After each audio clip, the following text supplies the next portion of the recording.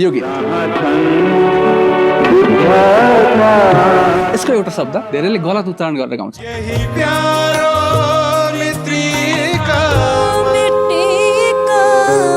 तर भक्तराज आचार्यको स्वर र सङ्गीत रहेको खास गीतमा यहाँ मित्रिका वा मिट्टिका होइन मृत्तिका भनिएको छ।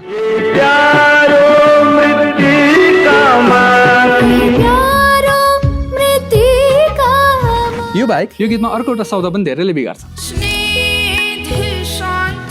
तर खास गीतमा यहाँ स्निग्ध होइन स्निग्ध भनिएको। अब स्निग्ध र मृत्तिका भनेको के हो भनेर जान्न गीतमा के भइरहेको छ भन्दै गौतम बुद्धको आँखा अत्यन्तै सफा शुद्ध कोमल अनि प्यारा छन्। तिनले सबैलाई बराबर प्रेमले हेर्छन् र त तिनलाई सबैले सम्मान गर्छन्। स्निग्ध शब्दले यी सबै भाव बोक्छ।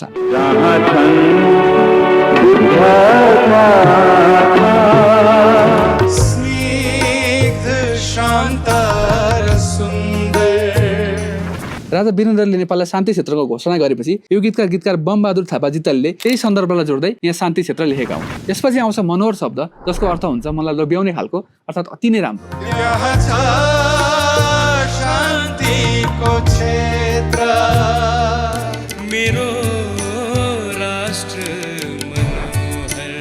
अब मृत्तिकाको पालो। आमालाई हँसाउने मेरो चाहना छ भनिसकेपछि अनि विश्वको सर्वोच्च शिखर सगरमाथाबाट विश्व शान्ति चिनाउने भनिसकेपछि जिताले यो देशको मृत्तिका अर्थात् माटोमाथि पौरखी अर्थात् परिश्रमी बन्न चाहेको कुरा लेख्छ।